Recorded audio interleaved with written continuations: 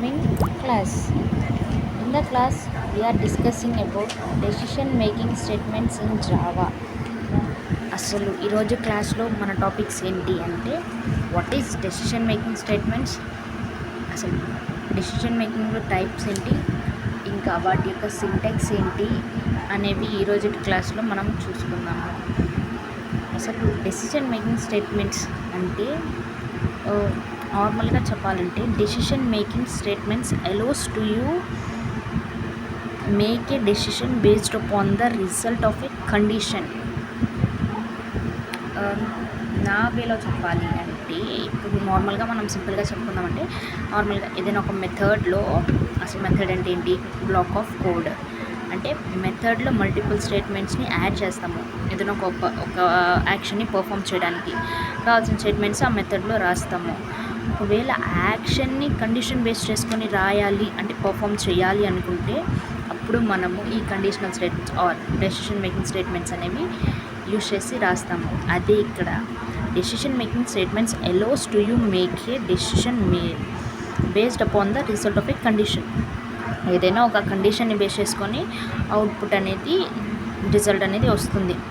Output result అంటే ఏంటి, మనం ఆపరేటర్స్లో చూసుకున్నాం కదా, కండిషనల్ స్టేట్మెంట్స్లో అంటే కండిషనల్ ఆపరేటర్స్లో మనకి అవుట్కమ్స్ ఏమేమి వస్తాయి, ట్రూ ఆర్ ఫాల్స్. ఇక్కడ కూడా అలాగే ట్రూ ఆర్ ఫాల్స్ అనేది కండిషన్ చేసుకొని వస్తాము. ఇక్కడ different types of conditional statements ఏంటివి, ఇఫ్ ఎల్స్, నెస్టెడ్ ఇఫ్. ఇంకా Sintex for if condition. If అనే కీవర్డ్ని రాసాము, తర్వాత పరాన్సిస్ ఓపెన్ చేసి క్లోజ్ చేసాము, దాని మధ్యలో కండిషన్ రాసాము. ఏదైతే కండిషన్ మనం వెరిఫై చేయాలనుకుంటున్నామో ఆ కండిషన్ రాస్తాము. దాని తర్వాత కర్లీ బ్రేస్ ఓపెన్ చేసి క్లోజ్ చేసాము. దాని మధ్యలో మనకి కావాల్సిన స్టేట్మెంట్స్ అంటే నథింగ్ బట్ కోడ్ రాస్తాము. మనకి కావాల్సిన కోడ్ రాస్తాము.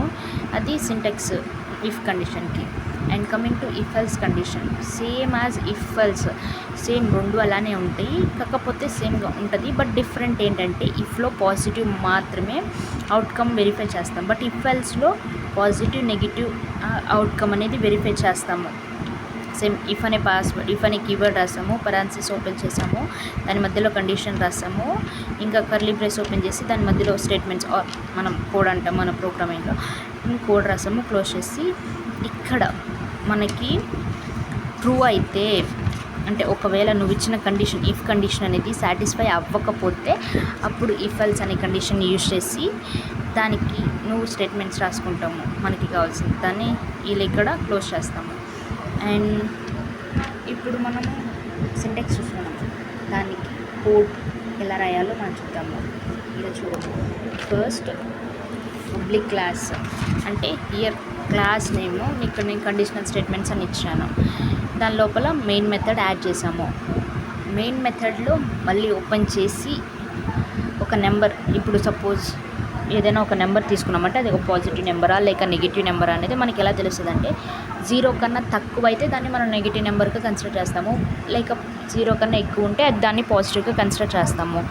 ఇక్కడ నేను ఇంటీజర్ ఐ వాల్యూ అనే దాంతో నేను -10 అని తీసుకున్నాం, ఏదో ఒక నెంబర్ యాజ్ యువర్ విష్. నేను ఇక్కడ -10 అని తీసుకున్నాను. కానీ ఇఫ్ కండిషన్లో ఏమి ఇచ్చానంటే I<0 అని ఇచ్చాను. నేను ఇచ్చిన కండిషన్ I<0. ఇంకా కర్లీ బ్రేస్ ఓపెన్ చేసి ఇఫ్ అనే పాస్వర్డ్ రాశాను, కీవర్డ్ రాశాను, దానిలో కండిషన్ ఇచ్చాను, ఇంకా కర్లీ బ్రేస్ ఓపెన్ చేశాను. దాని మధ్యలో స్టేట్మెంట్స్ ఏంటి, మనకి కావాల్సింది కోడ్ మనం రాసుకున్నాం. The given number is a negative number అని రాశాను, దాన్ని క్లోజ్ చేసాము. ఇఫ్ అనే సింటెక్స్కి సరిపోయింది. దానికి అవుట్పుట్ ఏమొచ్చింది, see here the given number is a negative number. ఇక్కడ నేనేమి ఇచ్చాను, మైనస్ అని ఇచ్చాను. సో ఇఫ్ కండిషన్ అనేది సాటిస్ఫై అయింది. So number is a negative number. And coming to if else, same class name అనేది కండిషనల్ స్టేట్మెంట్స్ మెయిన్ మెథడ్ రాశాను.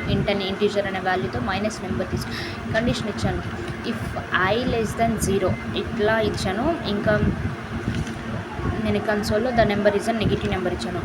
ఇక్కడ ఇప్పుడు సపోజ్ లెస్ దాన్ ఇచ్చాను, అదే మళ్ళీ ఇఫ్ కండిషన్లో ఐ గ్రేటర్ దెన్ 0 ఇచ్చి ఇంకా కన్సోల్లో ఏమి the given number is and positive number అని రాశాను అనుకో, అప్పుడు మనకి అవుట్పుట్ ఏమొస్తుంది, నెగిటివ్ అని వస్తుంది.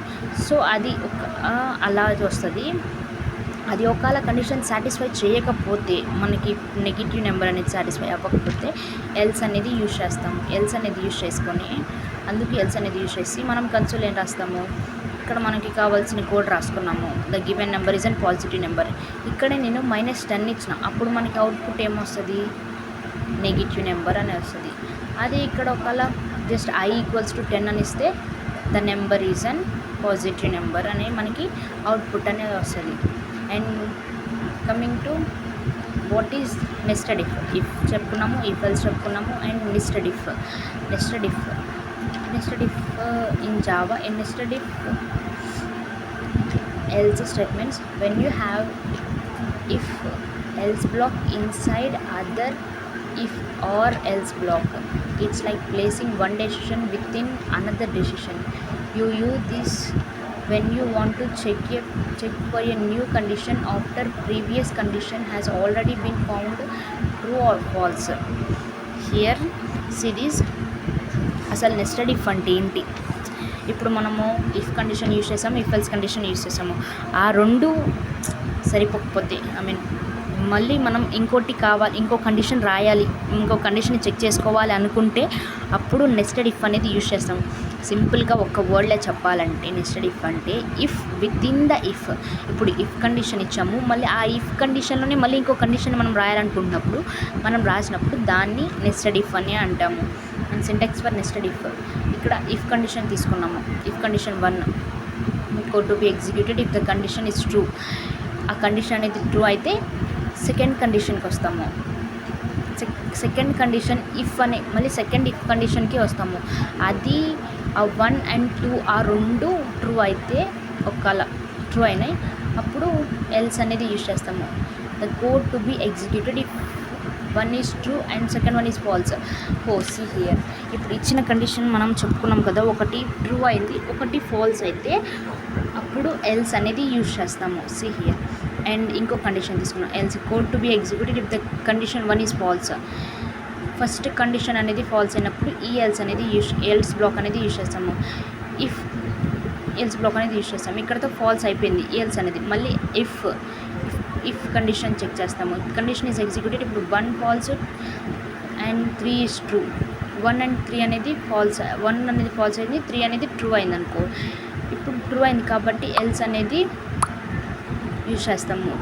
Code to be executed if condition 1 is false and condition 3 is false.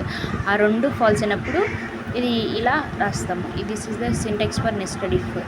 This is the class of decision making statements in Java. Thank you guys.